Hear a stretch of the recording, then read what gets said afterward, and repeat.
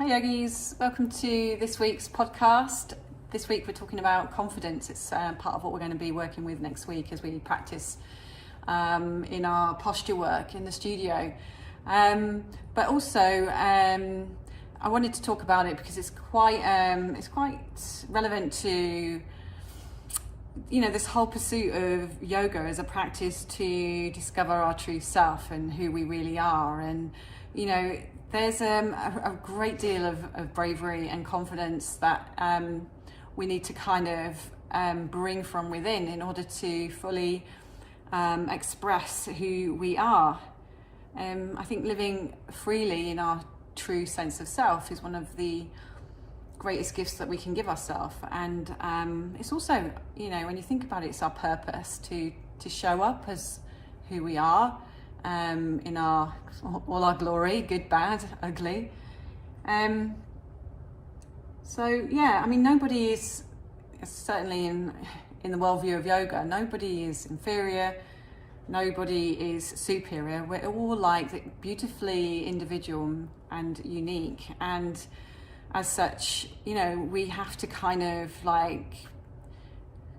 do a deal of work really to uncover what that is for ourselves, because over the years we may have got a little bit distant from ourselves. Life makes us separate, and yoga is that pathway back. It's that journey of self-discovery and moving back into understanding ourselves in our completeness, in our wholeness.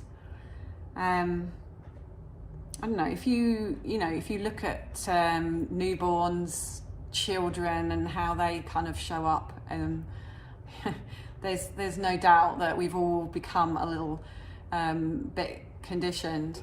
And we were in our energized practice earlier, and just kind of exploring headstand, getting ourselves upside down, and just reflecting on how when we were kids, we wouldn't think anything of it. We've obviously haven't got the kind of the same bodies physically, but in terms of our attitude and how we express ourselves, for a certain time, I don't know if you can relate, but you can look back and really find a time when you weren't concerned about the judgments and the opinions of others, and there's this sense of just joyful abandon as kids. It's just so alive. It's such a feeling of aliveness when you are fully able to express yourself fully and be accepted. And it's so diving into our true nature is really the secret to our potential for happiness and fulfillment, because if we're all trying to be somebody we're not, we're always going to end up disappointed, right? So why don't we fully show up as who we are? There's a lot. You tell me what, pop down in the comments what things get in the way of you showing up as you really are. Are you kind of influenced by society, culture, the shoulda, wouldas? You can do this, you can't do this. I certainly feel that there's an element of, a big element of constriction. The more that we navigate life, we're trying to kind of find our place, trying to figure things out, trying to fit in and belong. And there's a certain amount of, your own individual expression that gets lost along the way, and, to the point where you can really just, forget who you are completely. And then it can be quite a long road back. But being yourself is one thing that no one actually can take away from you, and and yoga is that kind of tool that can help you rediscover that pathway back. And we've been talking about being brave and trusting the process and having that discipline this week, particularly of coming back and repeating and coming back from a new perspective, seeing things from a different angle. And it's in this process that we gradually unravel, and we suddenly realize where our limits have been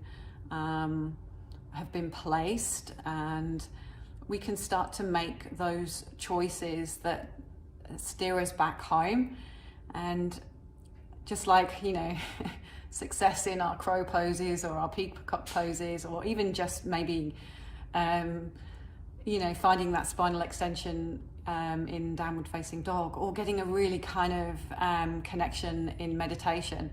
Those kind of little wins along the way give us that sense of success. And as we continue to practice, success accumulates, and we suddenly find that we are able to do things that we were not able to do. We suddenly find ourselves becoming more capable, more dependable, less reactive.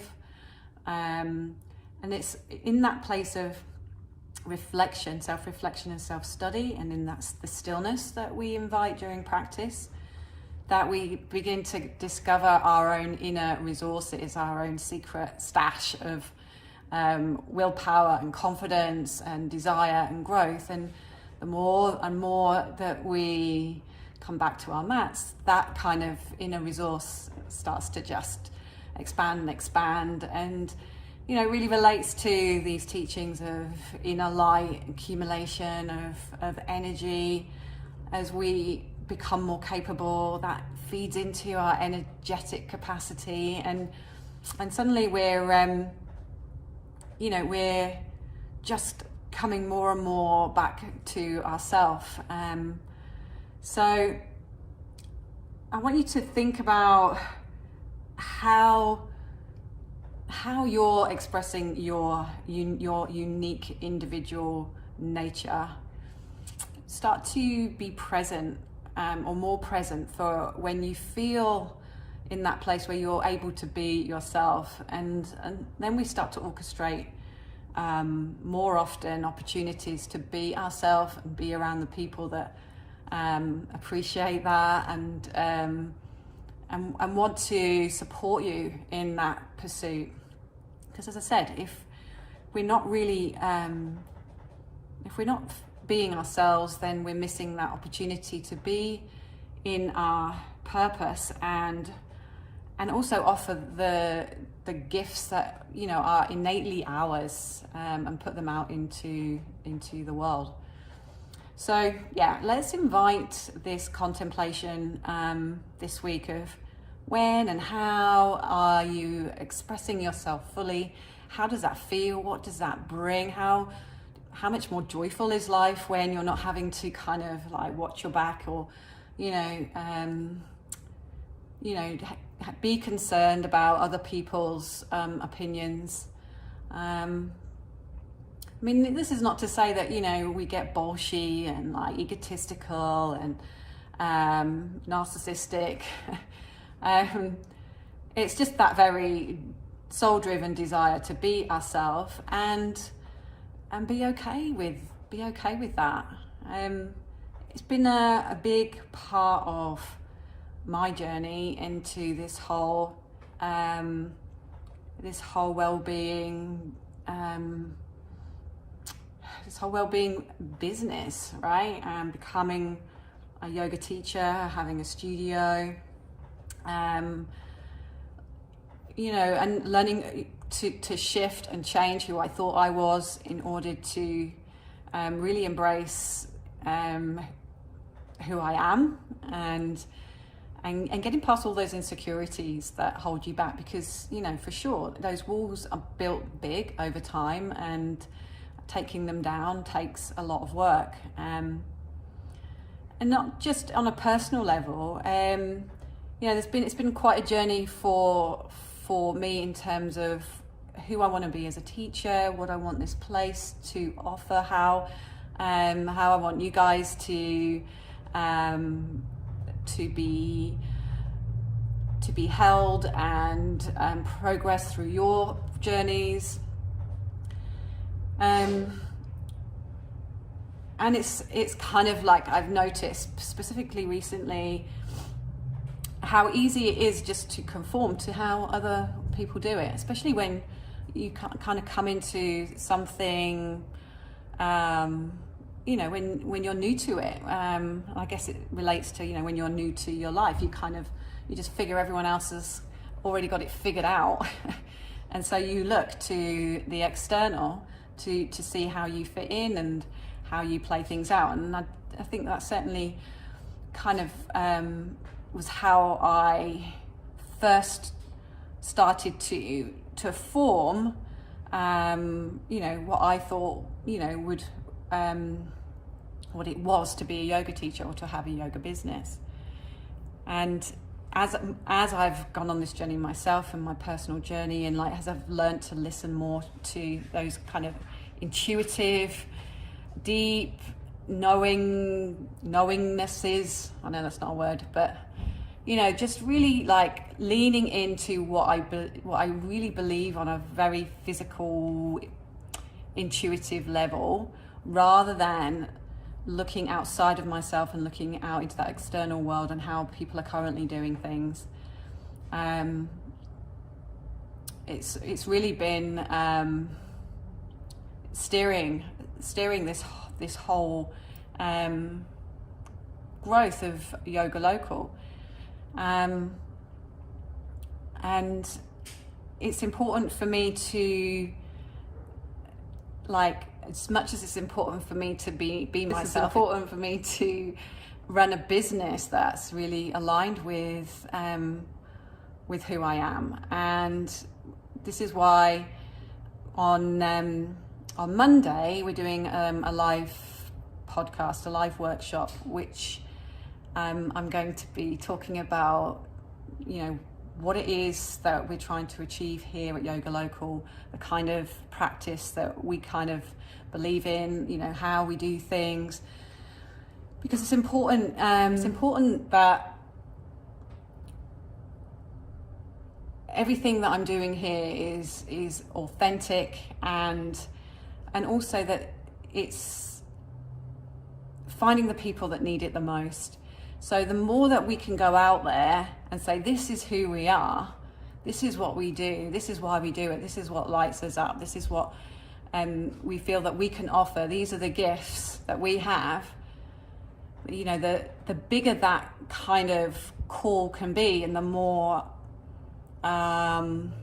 transparent it is, the more authentic it is, the more that we will attract the people that are right for us. And just the same way as if you can go out there and be who you are, you'll attract the people who are right for you. So be confident, right?